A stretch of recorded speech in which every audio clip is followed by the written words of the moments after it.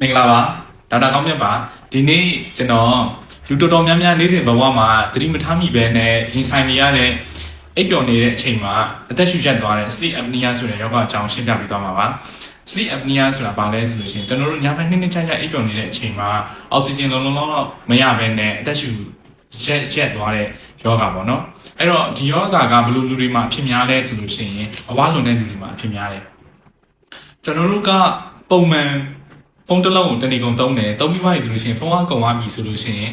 ဖုန်းအားပြန်သွင်းရတယ်100%ပြန်သွင်းပြီးတော့မှအားပြည့်သွားပြီဆိုလို့ရှိရင်ဖုန်းပြန်သုံးလို့ရတယ်ပေါ့နော်ဒီတိုင်းပဲကျွန်တော်တို့တွေကနေ့တူကတနေ့ကုန်လှုပ်ရှားသွားလာနေထိုင်တယ်လုပ်တယ်အဲ့ဒီအချိန်မှာကျွန်တော်တို့ခန္ဓာကိုယ်တွေက energy တွေကုန်သွားတယ်စွမ်းတွေကုန်သွားတယ်အဲ့ဒီအတွက်ကြောင့်မို့ကျွန်တော်တို့တွေကညဘက်ကျရင်အိပ်ဆက်အနားယူရတယ်ညဘက်အိပ်ဆက်အနားယူတဲ့အချိန်မှာကျွန်တော်တို့တကူလုံးရှိသမျှကြွက်သားတွေတခြားကိစ္စတွေကအလုံးမလုံးနဲ့အသက်ရှူတယ်ဆိုတဲ့ကိစ္စတွေတခုပါပဲလှုပ်နေတယ်။ဘာလို့အသက်ရှူတဲ့ကိစ္စတခုပါပဲလှုပ်လဲဆိုလို့ရှိရင်အောက်ဆီဂျင်တွေနှာခေါင်းထဲဝင်လာပြီးတော့မှအဆုတ်ထဲရောက်ပြီးတော့မှတကူလုံးကိုပို့ပေးတယ်။အဲ့တော့တညာလုံးအိတ်ဆက်နားယူတဲ့အချိန်ကျရင်လုံလောက်အောက်ဆီဂျင်ရပြီးတော့မှလူကမနဲ့ရထားပြီဆိုလို့ရှိရင်လန်းဆန်းတက်ကြွနဲ့နေတဲ့လူကကိစ္စတွေကိုလှုပ်နိုင်တာပေါ့။အခုအဝါလုံးတဲ့လူနာတယောက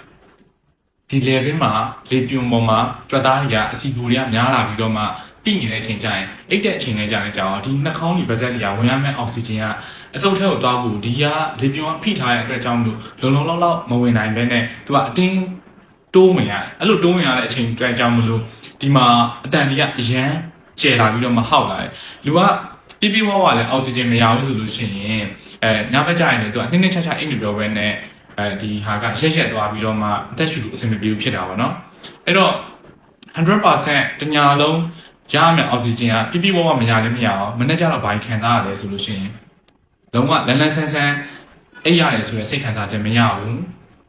လေးလံထိုင်းမိုင်းနေတယ်ခေါင်းမချီဘူးဒေါသထွက်တယ်ပတ်ဝန်းကျင်မှာရှိတဲ့လူတွေကိုပြဿနာရှာတယ်တွေးတိုးတယ်အဲ့တွေးတိုးကဘယ်လိုအချိန်မျိုးမှာတက်တာလဲဆိုလို့ရှိရင်မနေ့ရထားလှုပ်ရှားလို့အလုပ်တွေပိုင်းသွားပြီး10နာရီကျော်17နာရီလောက်ကြာတော့မှတွေးပါအောင်တော့မရောက်တယ်တခြားအချိန်မှာမတိုးဘဲနဲ့မနေ့ပိုင်းကိုဘာမှမသိဘဲနဲ့တွေးရတိုးနေတတ်တယ်နောက်တစ်ခုကကြာတော့ညဘက်မှာနှင်းချိုက်မအိတ်ထားရတဲ့အတွက်ကြောင့်မလို့အိတ်မပြောထားတဲ့အတွက်ကြောင့်မလို့သူကကားမောင်းတဲ့အချိန်ကျရင်အိမ်ငိုက်တယ်မိပွိုင်းနေမိသွားတာနဲ့ကိုအိမ်ငိုက်တယ်အဲ့တော့ဘာဖြစ်လဲဆိုလို့ရှိရင် high မောင်းနေနဲ့လည်းအိမ်ငိုက်တယ်အဲ့အတွက်ကြောင့်လို့accident တွေဖြစ်တယ်ပေါ့နော်တခါနေကျရင်တချို့အနေများတဲ့အလုပ်တွေမှာဆိုလို့ရှိရင်လည်းသူကခဏလေးနဲ့သတိလွတ်သွားတဲ့အချိန်ကျရင် accident တွေဖြစ်တတ်တယ်အဲ့တော့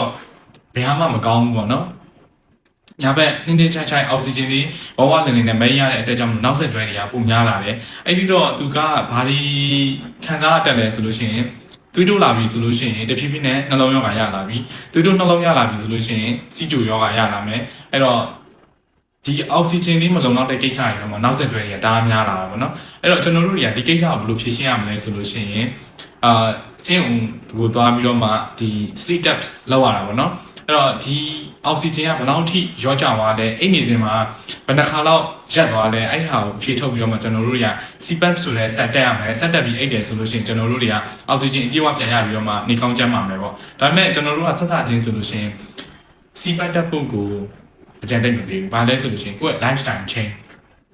အရင်ဝါလုံနေပြီဆိုလို့ရှိရင် normal BMI ရောက်တဲ့အထိကိုဝေးချလိုက်healthy lifestyle ကိုရွေးလုံးဝလူကဝေးချသွားပြီး fit ဖြစ်သွားပြီဆိုလို့ရှိရင်ဒီ CPAP ဆက်မလို့ဘူးပေါ့နော်တချို့သူတွေကကြာတော့ဝေးချဖို့ဆိုလို့ရှိရင်ပင်မနဲ့အလုပ်တွေရှုံနေတယ်ဆက်ပဲတက်လိုက်မယ်ဆိုပြီးရွေးချယ်တယ်အဲ့ဒီတော့ဒီထက်ပိုပြီးအဝါလွန်လာပြီဆိုလို့ရှိရင်ဘယ်လိုလုပ်မလဲဆိုတော့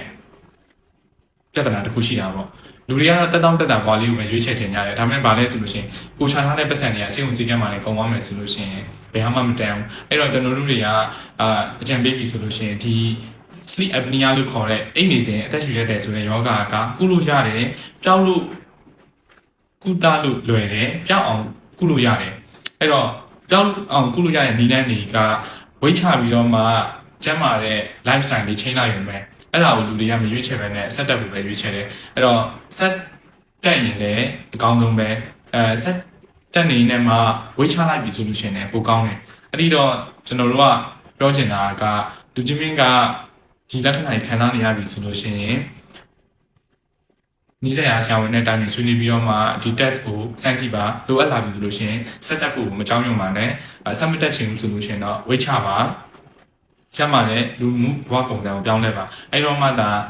အားလုံးကနေကောင်းကြမှာနိုင်မှာပါအားလုံးပဲနေကောင်းကြမှာကြပါစေ